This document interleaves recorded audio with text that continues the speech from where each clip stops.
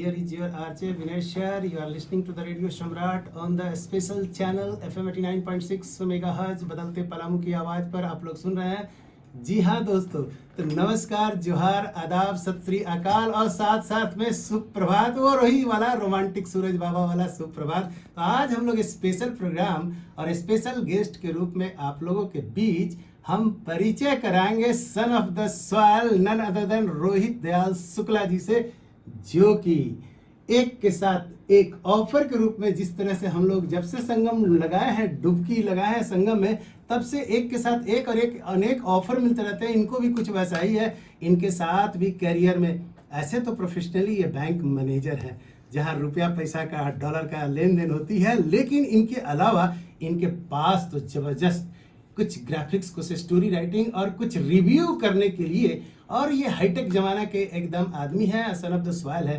तो दोस्तों हम लोग ये कहना चाहेंगे कि आज का दिन तो खास है, और खास क्या है तो खास एक मदर्स डे भी है, और आज मदर्स डे पे हम लोग सब मिले हुए हैं सन of the soil Vinay sir के साथ में, हमारे मित्र के रूप में सनी जी भी हैं और रोहित दयाल शुक्ला जी भी हैं, और हम लोग स्पेशल रेडियो सम्राट के स्टूडियो में बैठे हुए हैं और हम एक एक करके आपको परिचय उन्हीं की जुबानी कहलाएंगे, क्योंकि कहा गया है ना कि मित्र, इत्र और चरित्र और चित्र अपने आप परिचय खुद देता है। इसीलिए over to my dear friends Rohit ji, आपको मैं बताता हूं कि आप पलामू के पुत्र हैं, आप पलामू वासी को कैसे देखते हैं, और अपना परिचय पहले दीजिए, उसके बाद आगे बात करते हैं। धन्यवाद विनय सर। सभी श्रोताओं को नमस्ते। मैं पलामू का ही रहने वाला हूं। फ़िलहाल तो बैंक के जॉब के चलते मेरी पोस्टिंग बाहर में है, लेकिन मेरी पढ़ाई लिखाई यहीं डाल्टनगंज से हुई। फ़िलहाल मैं दिन में बैंकर और रात में राइटर के रूप में काम कर रहा हूं। बेसिकली मेरा राइटिंग ग्राफिक नॉवेल और कॉमिक्स राइटिंग में ज़्यादा है, और मैं सोशल मीडिया पर आर्टिकल्स भी लिखता हूं, समसामयिक जो मुद्दे हैं उन सब चीज़ को लेकर के। और अभी हाल में वेव्स फंक्शन हुए, उसमें मुझे mini graphic novel ghost of the jungle लिखने के लिए, मुझे राइटिंग के लिए, और मेरी जो आर्टिस्ट पार्टनर थी मैडम शिवांगी शैली, वो भी पलामू की हैं, हम लोग दोनों की जोड़ी को, हमारी टीम को गोल्ड मेडल मिला, और इसके लिए मैं पलामू का धन्यवाद देना चाहता हूँ, क्योंकि वो जो घोस्ट ऑफ द जंगल है ये पलामू की कहानी पर आधारित था। जी सनी जी, आप अपना परिचय दे दें, उसके बाद हम लोग आगे बढ़ते हैं। मेरा नाम सन्नी शुक्ला है और मैं राजनीति के क्षेत्र में हूं, और सेवा की नीति के लिए, पलामू के समाज सेवा के लिए, पलामू के लोग कैसे बढ़ें, इसके लिए मैं काम करता हूं। जी, तो आज हम लोग शुरुआत करते हैं। सबसे पहले तो रेडियो सम्राट की तरफ से और रेडियो सम्राट की पूरे टीम की तरफ से जो प्राउड मोमेंट इनके ज़िंदगी में आया, और हम लोग के लिए भी बहुत ही प्राउड मोमेंट है कि इनको नेशनल लेवल पे ग्राफिक्स और पेंटिंग के मामले में waves world audio video summit 2025 Mumbai के जो जियो सेंटर में हुआ था, और जिसका उद्घाटन माननीय प्रधानमंत्री जी ने किए थे, उनमें इनको राष्ट्रीय स्तर पर प्रथम पुरस्कार मिला है। इसके लिए इनको और इनके जो पार्टनर हैं शिवांगी शैली जी को स्पेशली बधाई, पूरे पलामू और पूरे रेडियो सम्राट की तरफ से। तो एक लिटिल क्लैपिंग है हम लोग तरफ से, ठीक है, कि ये प्राउड मोमेंट है और आप लोग का अचीवमेंट है। दिन दुनी रात चौगनी बढ़ते रहिए। और जैसा मैंने उसमें देखा कि मैंने भी उसमें इन्वाइटी थे, तो जिसके बारे में बताया गया था कि इसमें कंटेंट क्रिएटर कल्चर और great moment to the creative writers and the media person के लिए एक बहुत बड़ा अपॉर्चुनिटी खोला गया है, और इसमें हमें लगता है कि वर्ल्ड वाइड करीब 60 कंट्री भाग लिए थे। जी हाँ, और उसमें से नेशन वाइड पे और नेशनल प्लेटफॉर्म पे आ करके आप अवार्ड जीते हुए, आपको कैसा महसूस हो रहा है साहब? जब पूरे अंतर्राष्ट्रीय पटल पर आप अपने जगह की, अपनी पलामू की कहानी को सुनाते हैं तो काफ़ी गर्व महसूस होता है। बेसिकली मैं फ़िक्शन लिखता हूँ, तो सुपर हीरोज़ और उन सब चीज़ों पे लिखना मतलब एक अलग अनुभव होता है। लेकिन जब इस कंपटीशन के लिए मुझे लिखना था, तो मैंने सोचा कि अगर क्यों नहीं पलामू के बारे में लोगों को बताया जाए, क्योंकि जब मैं बाहर रहता हूँ, जैसे मैं चेन्नई में रहा, आंध्र प्रदेश में रहा, फ़िलहाल वेस्ट बंगाल में पोस्टिंग है, तो वेस्ट बंगाल में तो फिर भी जानते हैं, लेकिन साउथ के लोग झारखंड बोलने पर नहीं जान पाते हैं। और मुझे मजबूरी में पलामू के बजाय रांची बोलना पड़ता है। अच्छा। लोग पूछते हैं कहाँ नेटिव है, बोलता हूँ रांची। तो झारखंड बोलूँ तो ना समझते हैं, लेकिन रांची बोलता हूँ तो जान जाता है, अच्छा धोनी। सो मतलब पलामू तो फिर भी पटल पे तो कहीं है ही नहीं, जी, जी। जबकि हमारी पलामू की अपनी संस्कृति है। मतलब 13वीं शताब्दी से चेरो वंश का यहाँ पे शासन था। जी, जी, जी। और मुगल के आखिरी, मतलब मुगलों से भी ज़्यादा शासन, मतलब स्वतंत्र शासन चेरो वंश का रहा यहाँ पे। जी। और इतना शानदार इतिहास रहा, इतनी कहानियां हैं, इतने स्वतंत्रता सेनानी हम लोगों ने दिए, लेकिन उसके बारे में कहीं कोई चर्चा नहीं होती, कहीं पढ़ने को नहीं मिलता। पलामू को एक सुखाड़ क्षेत्र के मतलब रूप में, पलामू जो है इतिहास हाँ, के पन्नों में ही दब के रह दब गया, के या रह लगा गया। कि इतिहास ही नहीं लिखा गया? इतिहास होते हुए भी ना कोई लिखने वाला है ना कोई पढ़ने वाला है। हम लोग भी झांसी की रानी, तांत्या टोपे और उन्हीं सब कहानियों को पढ़ते रह गए। कभी जी, जी। भी जो इतिहास में हमारा योगदान रहा तो उसको लेकर के हम कहीं भी चर्चा नहीं होता है। तो मैंने सोचा कि अगर मुझे सुनाना है, अगर मुझे पता था मैं लिखूंगा तो मेरा एक्सपीरियंस है, मैं अच्छा लिखूंगा। तो अगर अवार्ड जीतता भी हूँ तो कोई मैं एलियन पे लिखूं या फिर कुछ भी वार पे लिखता हूँ, कोई जी, एपी जी। के स्टोरी लिखता हूँ, फिक्शन कुछ भी, उसमें मतलब क्या संदेश दूंगा मैं? तो बेहतर हो कि देखिए, अगर तो आपने तो पलामू का पलामू के लिखा मेदिनी जाए। नगर राजा हाँ, को चुना एक नहीं पात्र के रूप पहले में। तो पलामू को चुना मैंने, और जी, मैंने जी। बोला अगर पलामू का स्टोरी लिखना है तो राजा हम्म। मेदिनी राय से बेहतर कोई स्टोरी नहीं है जी, मेरे जी, पास। जी।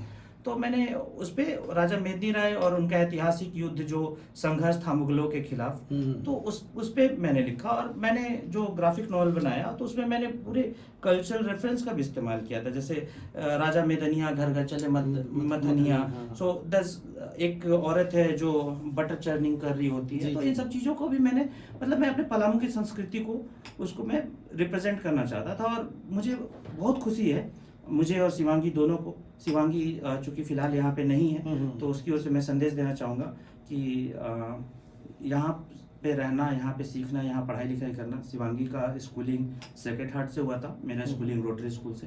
तो हम लोगों का जो हम लोग यहाँ से सीखे, और आज जब नेशनल प्लेटफॉर्म पे हम लोग उस चीज़ को रिप्रेजेंट करते हैं तो ये काफ़ी प्राउड मोमेंट होता है। और हमारे साथ साथ पूरे पलामू वासियों के लिए भी गर्व का विषय है कि बड़े बड़े मूवीज डायरेक्टर, स्टोरी राइटर, बड़े बड़े पेंटर और क्रिएटर्स, वो जब हमारे बुक्स को उठा करके देखते हैं और उसमें जब पलामू के बारे में पढ़ते हैं जी। तो वो एक प्राउड मोमेंट है बिल्कुल, बिल्कुल। हम सभी को लिए।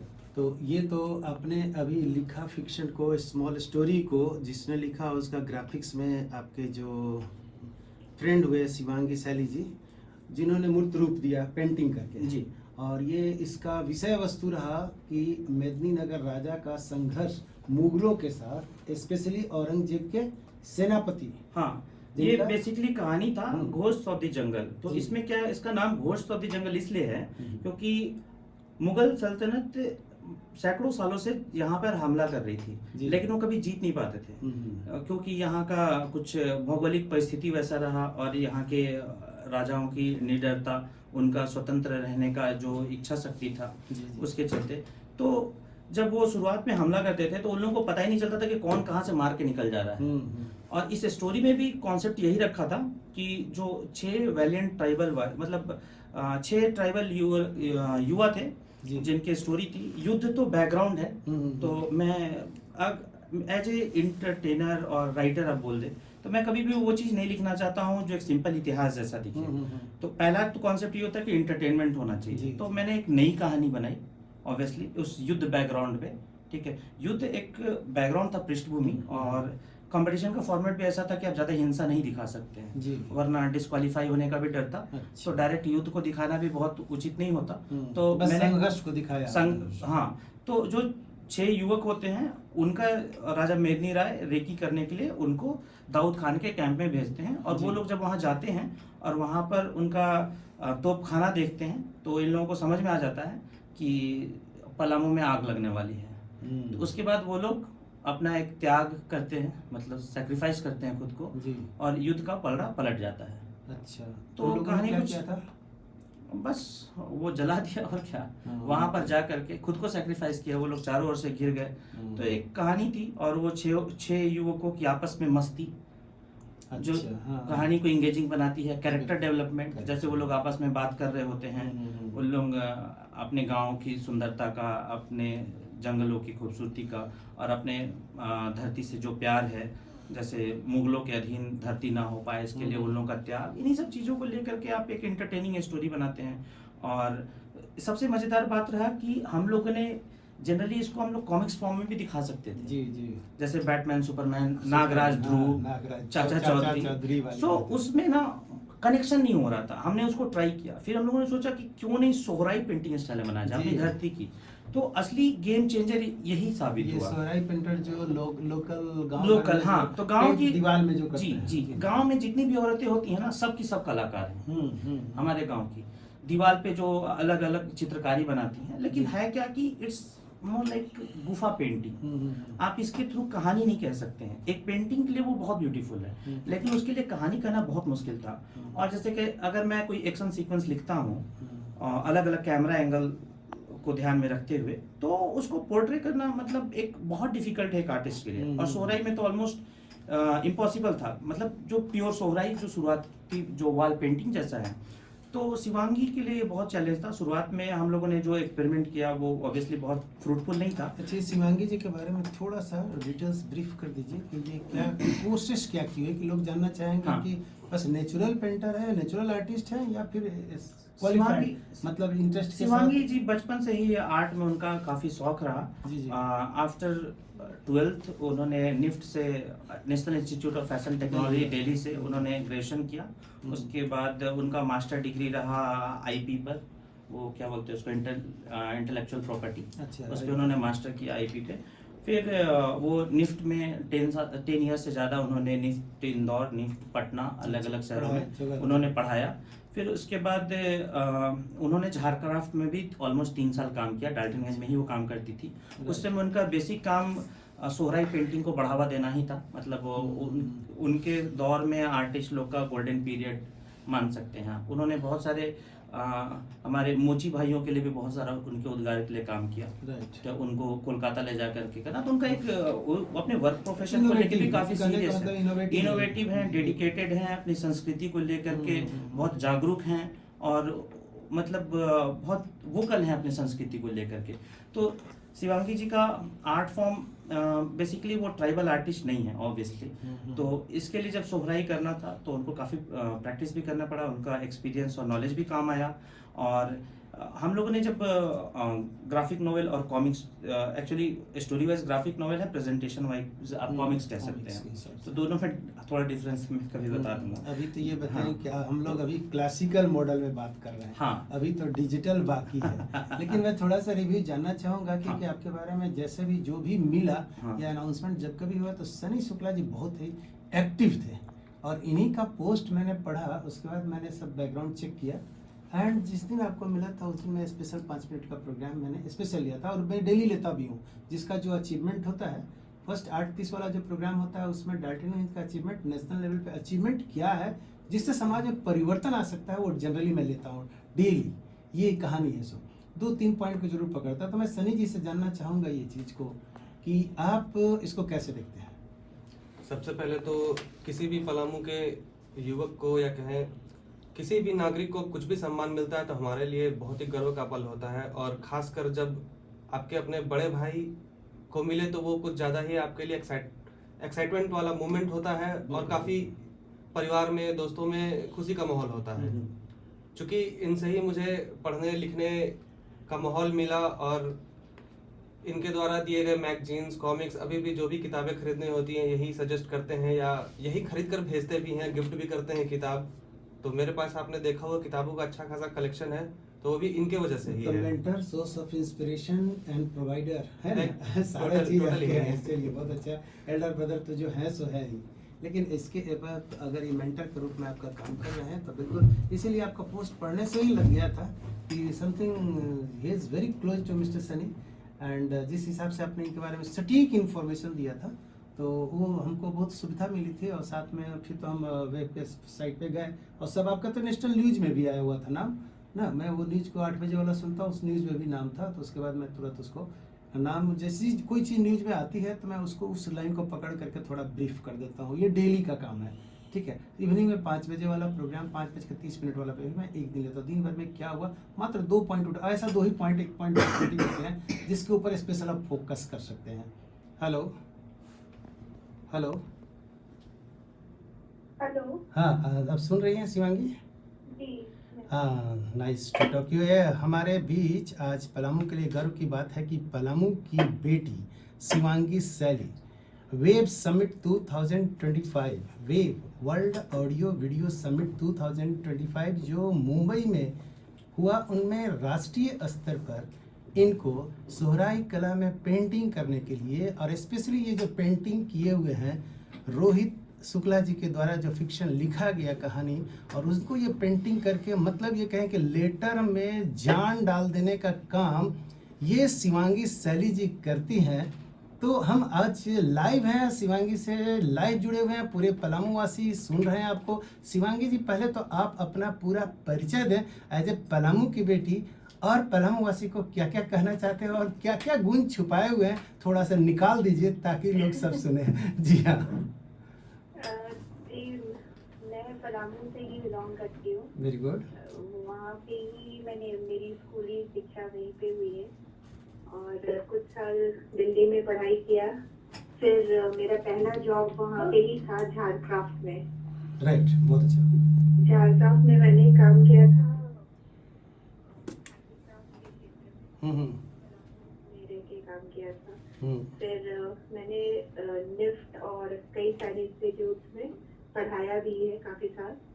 तो ये रोहित जी के इंटरेस्ट से मतलब मुझे धीरे धीरे उनसे ही पता चला कि कॉमिक्स क्या होता है, ग्राफिक नॉवेल्स कैसा होता है। मतलब आपका नॉलेज जो है रोहित जी के सपनों को एकदम साकार कर दिया है ना। क्या बात है। तो ये तो होता है जिसके अंदर हुनर है और नॉलेज है ना, समय के अनुसार अपने आप को एडजस्ट कर लेते हैं, और आपने एडजस्ट कर लिया। इन्होंने लिखे और उनमें आप जान डाल दिए, वो भी कलर से, है ना। तभी हम इसी को बात कर रहे थे कि ये तो हम लोग एनालॉग या क्लासिकल मोड में बात कर रहे हैं। अभी अब यही रोहित जी से हम बात करेंगे और आपसे भी बात करेंगे कि अगर इसको डिजिटल बना दिया जाए, सॉफ्टवेयर रूप दे करके लाइव कर दिया जाए तो बड़ा मजा ही आ जाएगा। जो हम लोग छोटा भीम बड़ा भीम देखते हैं ना, डोरेमोन, कहीं ऐसा ना हो जाए कि ये पलामू का एगो डोरेमोन टाइप का फिक्शन ये निकाल दे। और उसमें एनिमेशन तो इंटरेस्टिंग होता ही है, लेकिन वो पूरी तरीके से अलग फील्ड ही है। फील्ड अलग। और बताइए पलामू वाले लड़कियों को स्पेशली कि कैसे कैसे स्ट्रगल हुआ और आपने क्या क्या चीज कर रही हैं, अभी फिलहाल कहाँ पर हैं? अभी फिलहाल मैं कोलकाता में ही हूँ। कोलकाता में हूँ मैं। और ऐसे स्ट्रगल ये है कि थोड़ा नॉलेज की कमी होती है। लोग आर्ट को या डिजाइन को बहुत सीरियसली नहीं लेते हैं।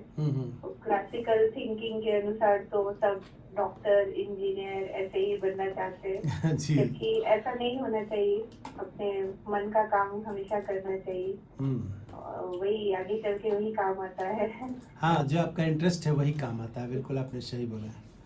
ग्राफिक नॉवेल के लिए आर्ट बनाना आपके लिए कितना चैलेंजिंग रहा और क्या क्या चुनौतियाँ आई और बदलाव कैसे, मतलब क्या क्या बदलाव आपने किया और जो आपने एक नया विधा शुरू किया इस ग्राफिक नॉवेल के लिए जिसको काफ़ी सराहना मिला, तो उस जर्नी के बारे में बताइए। Making of ghost of the jungle, जब मैंने आपको स्टोरी पिच किया और उसके बाद आपके दिमाग में क्या आया और इंड रिजल्ट तक कैसे आप वहाँ पहुँचे? ग्राफिक नॉवेल्स एक्चुअली आज की दुनिया में ना सारा कुछ डिजिटली ही ज्यादा कुछ होता है काम। और मेरा थोड़ा एक्सपर्टाइज डिजिटल क्षेत्र में ठीक से है नहीं, क्योंकि मैंने जो सीखा था वो समय टाइम लैप्स बहुत ज्यादा हो गया है। सोहराई आर्ट आपका ही था सजेशन कि सोहराई आर्ट में हम लोग कर सके। तो सोहराई आर्ट में लिमिटेशन ये है कि दीवार पे जैसे पेंटिंग होती है वो उसमें एक्सप्रेशन बनाना या फिर ह्यूमन फॉर्म बनाना बहुत ही मुश्किल है। तो उसके लिए मैंने बीच का रास्ता निकाला और इंस्पिरेशन लिया सोहराई से, कलर्स का और फॉर्म का और जानवर जो पोर्ट्रे होते हैं उसका इंस्पिरेशन हुआ। लेकिन ये डिफरेंट ही टेक्निक है, तो इसको पूरी तरह से सोहराई नहीं करेंगे, इंस्पायर्ड फ्रॉम सोहराई करते हैं। क्या बात है। मतलब आप इंस्पायर्ड फ्रॉम सोहराई को मूर्त रूप दे के आप राष्ट्रीय स्तर पर अवार्ड ले लिए। ये तो भाई बहुत ही कमेंडेबल और अप्रिशिएबल जॉब आपने कर दिया। हाँ, ये मतलब आप इसका मतलब ये हो गया कि आपके हाथ में कोई भी प्रोजेक्ट सौंपा जाए सक्सेस होने की गारंटी हो गई है। है ना? तो ये तो बहुत ही अच्छा लगा आप लोगों से हम बात जो कर रहे हैं सो कि चलिए एक अचीवमेंट भी हुई है और अच्छी अचीवमेंट आपकी है। और आप पूरे पलामू वासी के लोगों को क्या कहना चाहते हैं और स्पेशली लड़कियां लोग को आप क्या कहना चाहती हैं? मैं बस एक बात बोलना चाहती हूँ कि अपने मन का करना चाहिए और कोई भी समय, कोई भी उम्र एनफ नहीं होती, कभी भी शुरू किया जा सकता है और पढ़ते पढ़ते भी काम किया जा सकता है। पढ़ाई खत्म करने के बाद भी किसी भी नई चीज को लेने में, कोई नई चीज को सीखने में कभी भी हिचकना नहीं चाहिए। बस मैं यही कहना चाहती हूँ। जी, तो ये आपका संदेश है कि कोई भी नया चीज़ को अगर अडॉप्ट करना है और अगर जुनून है, जज्बा है, तो हमें लगता है कि बड़ी आराम से लोग सीख लेंगे और काम को कर भी लेंगे। लेकिन उसके लिए वही है, इंटरेस्ट भरपूर होना चाहिए, है ना? तो ये है। तो आप रेडियो सम्राट पे जुड़े, उसके लिए तो आपको हम पहले पूरे टीम की तरफ से आपको बहुत बहुत धन्यवाद देते हैं और बधाई भी देते हैं कि इस तरह से आप 2-4 अवार्ड और लाते रहिए ताकि हम फिर से आपका इंटरव्यू करें। ठीक है? ठीक है, बाय बाय, सी यू। उसके लिए अगर प्रोफेशनल ढंग से और भी बच्चे इसमें आना बिल्कुल, मैं चाहें इस पे तो बात प्रोफेशनल करना ढंग से किस तरह से आएंगे और इसको अपना कैरियर के रूप में कैसे लेंगे? बिल्कुल बिल्कुल। मैं सभी जो भी श्रोता हैं उनको ये बोलना चाहता हूँ कि आप as a career comics making या ग्राफिक नॉवल मेकिंग या राइटिंग, आप नॉर्मल टेक्स्ट नॉवल को भी एज ए राइटिंग अगर आप करियर चुनना चाहते हैं, और अगर आर्टिस्ट है तो आप अपने आर्ट फॉर्म को सीक्वेंशियल आर्ट में, मतलब कॉमिक्स के आर्ट में बदलने के लिए बहुत ज़्यादा है नहीं। कोई भी चीज़, इसको बेसिक रूप में ये देखना है कि पहला चीज़ तो कॉन्फिडेंस, आप कॉन्फिडेंस रखिए कि आप कर सकते हैं, ठीक है। दूसरा कि आप वही काम कीजिए जो चीज़ आपको पसंद आता है। जैसे आपको बच्चों की कहानियाँ पसंद है पढ़ना, तो आप वही, तो आप जो पढ़ते हैं, आप जिस चीज़ को पसंद करते हैं, आपको वही चीज़ करनी चाहिए, बनानी चाहिए या लिखनी चाहिए, जो भी चीज़, जो भी फॉर्म है आपका। तो पहला तो है कि आपका उसमें पसंद होना चाहिए, जी। और दूसरा, क्योंकि अगर आप नहीं पसंद करते हैं तो दूसरा क्यों पसंद करेगा, ठीक है। आप अपना उसमें बेस्ट नहीं दे सकते। दूसरा चीज़ है कि कभी भी देर नहीं होती है, तो उसके लिए टेंशन नहीं लेना है कि मेरा इतना उम्र हो गया या मैंने ग्रेजुएशन कर लिया या बहुत पहले कर रहा हूँ, I need to experience something. ऐसा कुछ नहीं है, किसी भी स्टेज में आप शुरू कर सकते हैं। बस आपके दिल में इच्छा होनी चाहिए एक, कि आपको कुछ, आपके पास कुछ है प्रेजेंट करने के लिए, तो या नहीं है। अगर आपको डाउट होता है तो भरोसा रखिए, हर किसी का ज़िंदगी एक कहानी है, ठीक है, और सबको को लिखने नहीं आता है, लेकिन प्रैक्टिस से सीखा जा सकता है। और आप जब पहली बार कुछ भी लिखेंगे तो वो नंदन चंपक जैसी कहानी होगी, याद रखिएगा। बिल्कुल। First draft of anything is shit, okay, always remember this जी, थिंग। जी। सो आप प्रैक्टिस करते हैं, और किसी भी चीज़ को आपको करना है ना, तो आप उसको पढ़ेंगे पहले, आप उसको खूब पढ़िए, खूब पढ़िए, तो धीरे धीरे धीरे आपका ब्रेन अडॉप्ट कर लेता है उस चीज़ों को, और आपकी जो थिंकिंग होती है कॉम्प्लेक्स होती जाती है, आप उसमें लेयरिंग सीखते हैं, ठीक है। तो मैटर यही करता है, आप जो भी करना चाहते हैं पूरे पैशन से कीजिए, जी, ठीक जी, है। जी। और जो चीज़ आप लिखना चाहते हैं पहले उसके बारे में पढ़िए, जितना ज़्यादा पढ़ेंगे उतना ही बेहतरीन आपकी राइटिंग होगी। अगर आर्टिस्ट हैं, कोई भी आर्ट का कोई भी फॉर्म हो, बिना प्रैक्टिस के वो चीज़ धीरे धीरे धीरे धीरे खोती ही चली जाएगी। ये आपने सही बोले कि प्रैक्टिस और इंटरेस्ट दो चीज़ परफेक्शन बना देती है लोगों को। और इसमें हम ऐड भी करना चाहेंगे कि देखिए, दिल्ली से IIT दिल्ली का मैंने भी प्रोडक्ट रहा हूँ, जी, तो मैंने वहाँ देखा बहुत सारे दोस्त लोगों के जो इंजीनियरिंग, सिविल इंजीनियरिंग करने के बाद सिविल सर्विस में भी IPS भी बन गए हैं, फिर उसका पेंटिंग, गुजरात में भी वो IG के रैंक में है वो, लेकिन उसका देखिए पेंटिंग करने का जो हॉबी था ना, आज एक प्रोफेशन के रूप में हावी हो गया, बहुत ज़्यादा लार्ज स्केल पे प्रदर्शनी सब में वो भाग लेता है। और हमें लगता है कि कहीं VRS ना ले ले वो, नहीं ये बेहतर होगा। हाँ, क्योंकि वो उसका इंटरेस्ट देख रहे हैं। और भी लोग जो कॉलेज में मैं देखता था कि पेंटिंग करते हैं, खैर जैसे मेरी एक इंटरेस्ट क्या है कि मैं आई लव मैथमेटिक्स ना, ये जीन में है, बचपन से था और आज भी। और लड़कन को बोलते हैं कि अगर 200 मैथ का किताब होगा तो just being I will tell you कि this is the question, this is from this book. हाँ, मैंने ये सॉल्व, चाहे अमेरिकन हो, रशियन हो, ये जिसका बुक को मैंने खरीद के पढ़ा है जी, ना। एक होता है ना कि सनी जी का इंटरेस्ट होता है कि नॉवेल पढ़ते हैं, मेरा इंटरेस्ट होता है कि I always use to say in the classroom कि just bring a problem, I want to see this one, who is smart, your problem and I am. हाँ, 30 सेकंड वाला डायलॉग मेरा एगो फेमस है, 30 सेकंड में हम तुमको यहाँ पर स्टेप्स पता चल जाएगा कि हम करते कैसे हैं। ये आई कहाँ से, बच्चे जनरली पूछते हैं आई कहाँ से। एक ही उपाय है, प्रैक्टिस।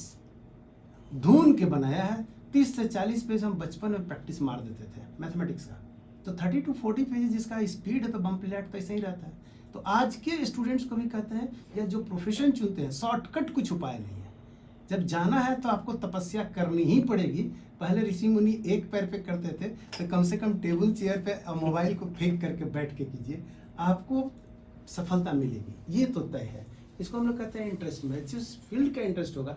कहाँ इंजीनियरिंग थे, कहाँ पढ़ाने वाले में आ गए। मेरी क्लास 7 बजे 6:30 से लगती है आजकल, 6:30 6:30 से लेकर के आपको 12:30 तक लगातार रहती है। फिर 3 बजे से लेकर 6 बजे तक लगातार होते हैं। बीच बीच में ये हमारा इंटरेस्ट का फील्ड है, रेडियो आ गया है, तो it is my of the interest field कि हम लोगों से थोड़ा बात करें। और कहें ही कि हमारा जो इंटरव्यू हुआ था, इसी में क्वेश्चन ही था कि रेडियो क्यों चाहिए तुमको, तो good morning and good night to the people of Palamu, क्योंकि हम लोगों से संवाद करना अच्छा लगता है।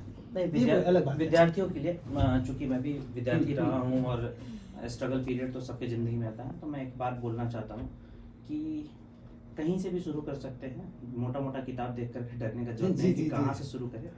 और दूसरा चीज़ है कि कोई 5 फीट 8 इंच होता है ना, तो वो लंबा कहलाता है, और 5 फीट 6 इंच है ना, तो उसको नाटा कहा जाता है। तो ये जो गैप है ना, ये सिर्फ 2 इंच का है। तो अगर आपको लगता है कि वो लड़का आपसे ज़्यादा जानता है और उसके सक्सेस के चांसेस ज़्यादा हैं, और आपने चूंकि 1 साल पढ़ाई नहीं की या ये चैप्टर आपको नहीं समझ में आ रहा है, तो आपके सक्सेस के चांसेस कम हैं।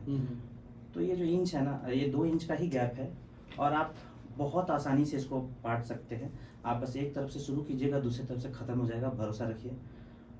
विनय सर से आप गाइडेंस ले सकते हैं, या कोई भी सक्सेसफुल पर्सन है बिल्कुल, जो आपको लगता है आप उनसे गाइडेंस ले, कोई भी आपको यही बात बोलेंगे कि डरने के बजाय आप डायरेक्ट इम्प्लीमेंट कीजिए और बस शुरू कर दीजिए, ठीक है। समय व्यर्थ करना सोचने में, उसके बजाय ना बस एक तरफ से शुरू कर देना चाहिए। इंस्टीड ऑफ कि मैं जो पसंद है वो पढ़ूंगा, जो नापसंद है वो नहीं पढ़ूंगा, बिल्कुल नहीं। आपको जो पसंद है नापसंद है सभी पे आपको प्रैक्टिस करना होगा, और जो चीज़ में कठिनाई हो रही है थोड़ा उस पर विशेष ध्यान तो देना ही पड़ेगा आपको। तो डरने से काम नहीं चलेगा। और ऐसा कुछ है नहीं जो पहले नहीं किया जाता है, किया जा सकता है, मतलब किसी ने नहीं किया, मतलब जिसने भी पहले किया है वो चीज़ आप कर सकते हैं। तो कोई एक इंसान अगर कुछ कर चुका है तो दूसरा इंसान भी कर सकता है। कोई रॉकेट साइंस नहीं, 99.9999% डीएनए सबका सेम ही है। तो ये कहेंगे कि आज मैं आपसे बात करूंगा क्योंकि दिल पे थोड़ा सा दस्तक दे ही दिए हैं, तो हम ये बात को कहेंगे कि पढ़ाई लिखाई तो एक तरफ, हम लोग स्कूल में थोड़ा सा हम लोग का पीरियड था ढिशुम बूम चाचा चौधरी, ये सब वाली कहानी आपने पढ़ा है? अरे मालिक क्या बात कर रहे हैं, शुरुआत तो वहीं से आप तो मतलब ऐसा तार छेड़ दिए कि मतलब इस पे बात कभी खत्म ही ना हो। आज डोरेमोन और भीम आ गए हैं, अरे लेकिन इस समय ये जो सब था में वो बात नहीं है, हाँ। एनीमे मांगा कुछ भी नहीं। जब हम लोग पढ़ते थे बचपन में, राज कॉमिक्स से Chacha Chaudhary, Diamond Comics, Manoj Comics से तुलसी कॉमिक्स, तुलसी से तौसी और जम्बू, अंगारा, मनोज कॉमिक्स से राम रहीम। मेरे पास तो खैर मैं कलेक्टर भी हूँ, और कॉमिक्स का मतलब मुझे शौक भी रहा, राइट। तो इस शौक को मैंने कभी मरने नहीं दिया। तो आज कॉमिक्स पढ़ने के चलते मुझे नेशनल अवार्ड भी मिल गया। तो क्या बात है। अब तो एक जमाने में पापा कुटाई करते थे पढ़ने के लिए, तो आज वही पहचान दिला दिया आपको। अब वही पापा मेरी कॉमिक्स कलेक्शन में से कॉमिक्स निकाल के सुबह में पढ़ रहे थे। तो कहते कि तो तुम लोग का तो अब जो लिखते हो तुम लोग ग्राफिक नॉवेल, वो कुछ मीनिंगफुल होता है, पहले जो होता था बड़ा अजीब होता था। बोले अरे वो अजीब ही तो है जो आज हम लोग यहाँ फ्रूटफुल कुछ लिख रहे हैं। फाउंडेशन वही था, सोचने का तरीका वही दिया। मैं एक्चुअली थोड़ा सा नॉस्टैल्जिक होना चाहूँगा। हम लोग जब पढ़ते थे ना, तो हम लोग के पास वो पहले तो मोबाइल नहीं था, तो पढ़ने का ही जरिया होता था। जो लोग बड़े होते थे वो लोग नॉवेल पढ़ते थे, और हर घर में अखबार आता था, सभी लोग एक दूसरे से अखबार मांग के पढ़ते थे। इनफैक्ट जो बस चलती थी पांकी रोड में, रांची रोड में, उसमें लोग इंटरटेनमेंट के लिए अखबार पढ़ते थे। तो पढ़ने की जो हैबिट थी ना, धीरे धीरे जब मोबाइल फ़ोन आया तो इंडिया में ख़त्म हो गया। हम इंडिया वर्ड इसलिए बोल रहे हैं क्योंकि बाहर के देशों में अभी भी कॉमिक्स बुक्स बिक रही हैं, लेकिन हम लोगों ने, आप अपने अंदर झांक के देखिए, खुद से पूछिए कि आखिरी बुक आपने कब पढ़ा था, कब खरीदा। पढ़ा भी तो मतलब कहीं से उठा करके पढ़ लिए होंगे। हमको नहीं लगता है कोई भी बुक आप ऑर्डर कर रहे हैं आजकल, ठीक है। नहीं, तो अब खाली रीडिंग प्रतियोगिता वाली मैगजीन को छोड़ दीजिए, हाँ। तो हमें लगता है मैगजीन भी ऑलमोस्ट हाँ। साफ हो गया है। कहाँ फ्रंट आप लाइन इंडिया मैगजीन- टुडे लोग काफी अच्छा पढ़ रहे थे, अब जो लोग हिंदू वही पढ़ रहे हैं जो इंटरव्यू देना है और हाँ। कहीं एग्जामिनेशन का तैयारी कर रहे हैं। हाँ। अदरवाइज अब कहाँ पहले मंगाते थे भैया इंडियन एक्सप्रेस आ जाए, ये आ जाए, उसका एडिटोरियल आदमी मेहनत करके, लेकिन अब ये क्या है कि अब ई पेपर भी आ गया, एक ऑप्शन ये भी अवेलेबल है, पढ़ने वाले पढ़ रहे हैं, लेकिन एज ए होल जनता नहीं पढ़ पा रही है। इस बात की मान है भी, और लोग डोसा खा लेंगे, मोमो खा लेंगे, हाँ। चाउमीन खा लेंगे, पनीर चिल्ली और चिकन चिल्ली, लेकिन जब बुक्स खरीदने की बात आती है तो बोलते हैं कि महंगा है, लेकिन वो भूल जाते हैं कि एक बुक कितने लोगों को ज्ञान देता है। तो आप जब बुक्स खरीदते हैं तो आप आने वाली मतलब अपने आसपास के लोगों को भी एजुकेट कर रहे होते हैं। बिल्कुल। तो और सबसे बड़ा चीज़ है कि जो आजकल बोलते हैं आप लोग ना, डिजिटल डिटॉक्स, जो मोबाइल हैं, जो वीडियोस देखते हैं, रील्स देखते हैं, ये आपको नुकसान पहुंचा रहा है। आने वाले समय में आपको पता चलेगा इस चीज़ का, इसका नुकसान, इसका खामियाजा ये है कि आपकी इमेजिनेशन पावर कम होते जा रही है। तो रीडिंग हैबिट तो फिर से आपको बनानी चाहिए, आपको फिर से ये बात जो आपने बोला ना, आपको इसको ऐड करना चाहेंगे यहाँ पर। रीडिंग हैबिट जो कम हो रही है, आप हमको फ़ोन कीजिए हमसे, हम स्टूडेंट को आवाज़ सुन के बता देंगे कि ये लड़का कितना घंटा मोबाइल देखता है। और अगर उसको मेरे पास 10 मिनट बैठा दीजिए तो उसका पूरा हुलिया बता देंगे कि इसके कंटेंट इसके अंदर क्या है। जो लड़का पढ़ता है अंडरलाइन करके और नोट बना के, उसको बात करने में सिस्टमेटिक और कोहेरेंस बहुत ज़बरदस्त होती है। और जो ऑनलाइन क्लास है वो ऑनलाइन ही उसका नॉलेज भी रह गया है, जहाँ तहाँ से सुन रहा है, बम्प की तरह, बबल की तरह, उसके बाद फटता है फिर चुप हो जाता है। उसमें कोहेरेंस की ज़बरदस्त कमी है। लड़का लोग से बात कीजिए, लड़की लोग से तो ये पता चल जाता है। और ये अभिशाप इंडिया में है, ये बाहर सिर्फ में, इंडिया में, हाँ, बाहर के लोगों से मेरी बात होती होता है, तो हम लोग मैं तो 100 जानता साल हूँ। अमेरिकन यूनिवर्सिटी, ऑक्सफोर्ड यूनिवर्सिटी आ गए हैं। मैं उन लोगों ने ऑनलाइन ऑफलाइन का कॉन्सेप्ट क्यों नहीं है? मैं- यूनिवर्सिटी में पढ़ना है तो पढ़ना है। मैं एक एग्जांपल देना चाहूँगा। मतलब बैंक में एक महिला आई थी, अमेरिकन थी, उनके साथ एक लड़का था 11 साल का। तो कुछ डॉक्यूमेंट था, तो मैंने उनको बोला कि मेरे व्हाट्सएप पे भेज दीजिए। तो उनको व्हाट्सएप चलाना नहीं आता था महिला को, तो मैंने उस बच्चा को बोला कि मम्मी का मोबाइल से व्हाट्सएप पे मेरे को भेज दो। तो वो लड़का बोलता है कि I am 11 years old। Then I asked, then he is telling I am not allowed to touch mobile phone. I told OMG। So मुझे रियलाइज हुआ कि मेरा जो बेटा है 7 साल का, वो मोबाइल फोन के बिना खाना नहीं खाता खाना है। नहीं खाता है। तो हम लोग कहाँ जा रहे हैं? और अगर हम लोग पीछे नहीं पिछड़ेंगे नहीं तो फिर हमारा फेट और क्या है? हम लोगों को तो अपना फेट खुद ही लिखना नहीं है। तो so we are becoming the good worker, not the master. Problem यही हो रही वी है। आर फॉलो, हाँ, और follower। हियर हम लोग सही से फॉलो भी नहीं कर पा रहे हैं। सही से फॉलो भी नहीं कर पा रहे हैं। उन लोग डिवाइस बना के दे रहा है, डिवाइस फंक्शन कैसे कर रही है, हाँ। कोडिंग, AI, इस सब के बारे हम लोग काम नहीं कर पा रहे हैं। काम तो उन लोग कर रहे हैं, और उन लोग करके हम लोग को दे दिया, खेलो, गेम देखो, मास्टर ब्लास्टर बनो। तो ये वाला चीज पे ना थोड़ा सा सुधार और बुक की ओर ले चलो, एक अभियान की तरह होना चाहिए। और गार्जियन को कंसर्न, इसके लिए अपने भी त्यागना पड़ेगा, अपना गार्जियन को भी त्याग करना पड़ेगा कि भैया आप एक सर्टेन समय के बाद, काम करने के बाद मोबाइल को बक्सा में बंद करो। बिल्कुल। हाँ। मोबाइल का इस्तेमाल फ़ोन के लिए होना चाहिए, ठीक है। गप्पे लड़ाना भी ठीक है, नॉट बैड, बट आप उसको रील के लिए इस्तेमाल ना करें। सोशल मीडिया भी आप 15 मिनट से ज़्यादा कभी भी सोशल मीडिया या ऑनलाइन आप टाइमर लगा लीजिए। 15 मिनट से ज़्यादा अगर आप कुछ भी कर रहे हैं तो आप एडिक्टेड हैं। पूरे दिन में 15 मिनट से ज़्यादा मैं तो नहीं बोलूँगा। अच्छा, वीडियो का इफेक्ट भी देखिए इतनी जबरदस्त है। मैं अब कल रात, परसों रात की बात बता रहा हूँ, जिस दिन डिसम शुरू हुआ इंडिया पाकिस्तान का, तो इतनी बड़ी फेक न्यूज हम भी देखने लगे। देखते देखते 2:30 बज गया। हमको लगा कि सब लाहौर, पाकिस्तान, इस्लामाबाद सब लोग हम लोग कैप्चर कर लिए। ऐसे ही न्यूज चल रहा था, शायद जी न्यूज था। और दूसरा दिन कुछ भी नहीं। मेरे को लगा यार, अगर हम टाइप के बंदे इतने हिप्नोटाइज हो सकते हैं तो बाकियों का क्या?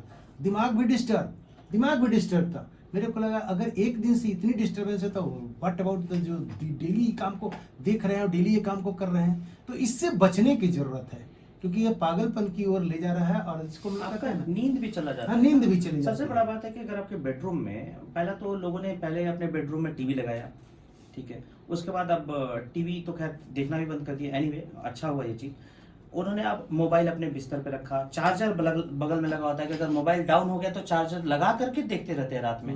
अरे यार, सोने के लिए आंख बंद करना जरूरी होता है। आंख खुला रखोगे तो कैसे सोओगे? ठीक है, तो आप जगे रहने वाले हो, फिर अगला दिन आपका अफेक्ट होगा, फिर आप सही से काम नहीं करोगे, हमेशा थके हुए रहोगे। दिन में आप सही से फुल एनर्जेटिक नहीं हो पाओगे। बहुत सारी वो एक ऐसा चक्र चल निकलता है जो फिर रोके नहीं रुकने वाला है, और आप एडिक्टेड हो, आप बीमार हो, धीरे धीरे आप घुलते जा रहे हो इन सब चीज़ों में। एक अभी स्टूडेंट लाइफ के लिए ऐड करना है, हम लोग जो बैठे हैं, तो अगर जो भी सुन रहे हैं पेरेंट्स खासकर ध्यान दें इस चीज़ को कि आजकल होमवर्क अगर लड़का को दिया जाता है तो सीधा डाउटनेट पर और अलग अलग साइट्स हैं बहुत सारे, जा करके उन लोग जस्ट उतार करके ले आता है। पूछ दीजिए कि बाबू ये स्टेप्स कैसे है, they are not able to reply this one. ये मतलब क्या हुआ कि आपने मैकेनाइज्ड कर लिया है, कैसे हुआ ये पता नहीं है, logic is not known, but हमने छाप दिया। अब ऐसे ही छापने वाला बनना है तो फिर प्रिंटरे बनिए, है ना, रोबोटिक कंट्रोल कमांड पे। तो ये वाला चीज़ को थोड़ा सा सुधारना है। और ये हम लोग साइंस में पढ़ाते हैं sir, STP standard temperature pressure पर रिएक्शन होता है तो प्रोडक्ट मिलता है। यहाँ भी स्टूडेंट टीचर पेरेंट के बीच में एक बॉन्ड तगड़ी होनी चाहिए और थोड़ा कंट्रोल्ड होना चाहिए। आप ये ना समझे कि हम अपने बच्चे को मोबाइल दे दिए तो हमारी स्टेटस बढ़ गया और बच्चा भी मोबाइल से स्टडी कर रहा है। बहुत लीस्ट चांसेस है ये चीज। मोबाइल अभी देखिए ना, सिविल सर्विस में जितने भी टॉपर्स हुए हैं, हाँ। they have used to write everything and by the books they are studying by taking notes everything and on to that they are getting the result। ये चीज है, तो आपको भी ये चीज आपको लेना है। सो तो खैर ये हम लोग अभी पढ़ाई लिखाई पे थोड़ी सी बात कर रहे थे। आपका एक पसंद का सॉन्ग हमको दिख रहा है लक्ष्य से, है ना, जी। हर हाल में पाना है। विद्यार्थियों को हम लोग संबोधित कर रहे हैं फिलहाल तो उनके हाँ, लिए। हर हाल में पाना है। और आपका भी, आपके जो आगे वाला लक्ष्य है उसको भी हर हाल में पाना है। जी। अभी बात करते हैं कि आपका आगे का क्या इरादा है। रोहित जी, अगला प्रोजेक्ट आपका क्या है, आगे क्या करना चाह रहे हैं? चलिए, अवार्ड तो आप ले लिए, इससे भी ऊपर कोई चीज़ है? क्योंकि नॉलेज लेने का तो कोई ऊपर ब्रैकेट तो है नहीं। जी एक्चुअली आगे का मैंने यही सोचा है कि दिन में तो बैंकर हूँ, रात में राइटर का काम करता हूँ। तो अगला जो मेरा प्रोजेक्ट है जो विद इन 1 मंथ और 45 डेज जैसा उम्मीद है आ जाना चाहिए। प्रोजेक्ट ऑलमोस्ट कंप्लीट हो गया। तो मैंने पलामू पे ही उसको लिखा था। एक ग्राफिक नॉवेल है जो गांव में जो गम्हेल होते हैं, गम्हेल देवता, तो मैंने 90s का बैकग्राउंड पे स्टोरी लिखा था जी। जो एक लड़के की कहानी है जिसके बैकग्राउंड में नक्सलवाद है और पुलिस जैगुआर कमांडर, जो कि वो कहानी 2 टाइमलाइन में चलती है। एक बच्चा का बचपन जो 90s में है, एक जो प्रेजेंट एरा है। तो ये प्योर फिक्शन है। जी जी। तो इसमें मैंने गांव के जो देवता होते हैं, रक्षक गम्हेल, शायद बहुत लोग जो गांव दारा से बाबा जुड़े हैं, कंगेल, बस अलग अलग एकदम, नाम से हाँ। जानते हैं लोग। दरहा बाबा गम्हेल के जो सबसे पावरफुल जो राजा हैं, मैंने उसमें उनको पोर्ट्रे करने का कोशिश किया है। बट मेरा उद्देश्य यही था कि पलामू से स्टोरी निकालूं। तो मैंने मैं गांव में जाकर के लोगों से बात किया और काफ़ी रिसर्च किया, उसमें कुछ अपना फिक्शन, अपना इमेजिनेशन ऐड किया, एंटरटेनमेंट का एलिमेंट्स डाला और मैंने एक स्क्रिप्ट लिखा जो डोगा और नागराज के जनक हैं, संजय गुप्ता। जब उनको मैंने स्टोरी पिच की, एक्चुअली उन्हीं के प्रेरणा से, एक बार चेन्नई बीच, मरीन बीच पे मैं और संजय सर घूम रहे थे। तो संजय सर बोलते हैं कि तुम लिखते क्यों नहीं हो? बोला कि सर मैं लिखूंगा तो बड़ा रियलिस्टिक डार्क हो जाएगा, आप लोग बस नागराज ध्रुव यही सब करते रहिए, मेरे से ना हो पाएगा।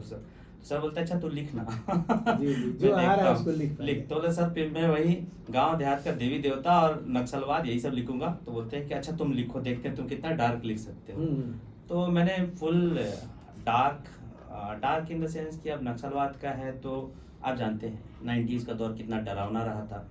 दूर से जब हाइलोजन टॉर्च का जब रोशनी चमकता था तो हम लोग घर के अंदर दुबक करके दरवाजा बंद कर देते थे और डर जाते थे कि कहीं कोई सिकड़ी ना खटखटा दे। तो वो जो दहशत थी, जो डिमांड था कि हर घर से एक यंग बेटा को देना पड़ेगा, आंदोलन के नाम पे जो गुंडागर्दी था, जो दहशत था गांव के गांव में लोगों को कत्लेआम करना, और वो सब जिसके चलते लोग पलायन किए। जो आज जो पलामू का गांव सुनसान पड़ा है उसके पीछे नक्सलवाद का ही हाथ रहा है जी। तो सारे यही कारण रहा कि डाल्टनगंज में रियल एस्टेट का दाम भी बढ़ा। जो सारे लोग को शहर में घर बनाना है। सब शहर के आप जब साउथ में जाएंगे तो शहर में लोग काम करने आते हैं, जॉब करने आते हैं, वापस शाम को गांव लौट जाते हैं। रोड भी अच्छा है, ये तो खैर सेकेंडरी चीज़ है इंफ्रास्ट्रक्चर। बात है कि लोग अपना गांव छोड़े नहीं हैं। आप जब गांव जाएंगे तो वहाँ फुल फ्लेज्ड सारे लोग गांव में ही रहते हैं जिनका गांव है। कोई भी शहर माइग्रेट नहीं किया है अनटिल अनलेस बहुत ज़रूरी हो। जी जी। यहाँ पर तो कुछ भी नहीं करते हैं, डाल्टनगंज में कोई काम नहीं है, सिर्फ सोने के लिए आप शहर में घर बनाते हो। जी तो इस माइग्रेशन और इन सब चीज़ों इसके पीछे का जो दर्द था, मेरे हिसाब से one of the major reason नक्सलवाद था। और ये जैसे तैसे जो अनप्लान डेवलपमेंट हुआ ना, वही भागने का परिणाम हुआ। हाँ, कि जो जहाँ जहाँ पाया जहाँ फिट बैठ गया बस लोग। हो गया। बिल्कुल सही बोल रहे हैं। जैसे उधर आप देखिएगा, उधर ये जो सिंगरा रोड जो है, जोड़ सिंगरा रोड, उधर के गांव वाले लोगों ने उधर जमीन खरीदा। पांकी एरिया लेस्लीगंज के लोगों ने पांकी रोड में घर खरीदा। तो सभी लोग बस लेकिन ये एक तरह से ये भी तो दिखाता है कि वो अभी भी गांव से जुड़े हुए हैं, इसीलिए उसी रोड में घर खरीदते हैं। जी, ये बात तो है। हाँ, तो मतलब कहने का मतलब है कि गांव से अलग होकर के भी लोग गांव से जुड़े ही हुए हैं, लेकिन अब समय आ गया है कि वापस गांव लौटा जी, जाए। गांव का रिवर्स भी हुआ क्योंकि रोड के कंडीशन थोड़ी सुधार हो रही है, तो अब वापस जो शहर है, शहर के बजाय गांव में रहिए, खुला खुला जगह रहेगा, ठीक है, वहाँ गार्डन लगाइए, बगीचा लगाइए, खेती पर ध्यान दीजिए। और 10 मिनट 15 मिनट की दूरी पे तो शहर है। लेस्लीगंज जहाँ पहले 1 घंटा लगता था जाने में, अब 15 मिनट लोग पहुँच जाते हैं। बिल्कुल सही। जो 2 से 3 घंटा लगता था पांकी नहीं, जाने इसका में। बहुत फ्यूचरिस्टिक हाँ। प्रभाव देखिएगा। तो मैं जैसे स्कूल में सवेरे सवेरे मैं देखता हूँ, तो मैं स्टूडेंट्स का थोड़ा कैटेगरी बता रहा हूँ ना। मैं जो खुद ही पढ़ाता हूँ और इंटरेस्ट है, तो मैं इसमें देखा क्या कि जो शहरी बच्चे सो कॉल्ड डेलिकेट चाइल्ड, उसमें 30% ही बच्चे ऐसे हैं जिसके अंदर अभी बची हुई है स्टेमिना कि गांव के लड़के के स्टेमिना से कम्पीट कर पाया। 30%, नॉट मोर देन दैट। बहुत बाकी बहुत डेलिकेट है। दौड़ा दीजिए तब, कंपटीशन करा दीजिए तब, खेल करा दीजिए तब, या आप सेम कंडीशन में पढ़ा करके उनका IQ टेस्ट ले लीजिए तब। तो गांव में ऐसा क्यों है? क्योंकि बच्चे फ्रीली डेवलप हो रहे हैं। बिल्कुल। और शहर में ऐसा क्यों है? कि वो कोकून में है, बंद। और कोकून में बंद है, कुछ नहीं है। अगर मदर फादर वर्किंग है तो कहना ही नहीं है। बस वो आंख में लेकर के टप टप टप टप ये बटन दबा रहे हैं, बाकी उनका डेवलपमेंट ग्रोथ कम हो। बिल्कुल। तो शहर वाले फिटनेस बच्चे भी के नहीं है। रेस्पेक्ट में गांव वाले बच्चे एक क्लास में जब मैं देखता हूँ और सेम टॉपिक को पढ़ाता हूँ, नेक्स्ट डे जब रिकॉल कराता हूँ तो दे आर मोर बेटर। ये हम लोग को लगता है कि उन लोग ज्यादा फास्ट है, ज्यादा जल्दी ग्रैब कर रहे हैं। हाँ, ना शहर के बच्चों को ना स्विमिंग आता है, ना पेड़ पे चढ़ने आता है। हाँ। और ग्रीन वेजिटेबल खाने, सीजनल वेजिटेबल एकदम- खाने के एकदम है। बजाय पिज्जा पास्ता पे और पिज्जा पास्ता बर्गर। पे मार हाँ, उन लोग तो लाता भी क्या है, नाश्ता में जब दिमाग बैन किया हुआ है। उनका दिमाग का ना विकास होगा, ना शारीरिक विकास होगा। सिर्फ जब तक पिता का सपोर्ट है तो ठीक है, अदरवाइज फिर नेक्स्ट जनरेशन आपको कुछ भी नहीं मिलने वाला है। जो होता है ना कि मनोहर पारीकर जो कहानी सुनाते थे ना कि ह्यूमन का जो इवोल्यूशन है उसको पता करने में 200 साल लगता है, जी। लेकिन अगर कोई यही फसल होता है तो 20 साल में पता चल जाता है फसल खराब, उसका जीन खराब हो रहा जी, है। जी। तो अभी तो आपको नहीं पता चलेगा, लेकिन आने वाली पीढ़ी को जो हम लोग सिखा रहे हैं अपना शॉर्टकट में, हम एक्चुअली लालची हो गए हैं।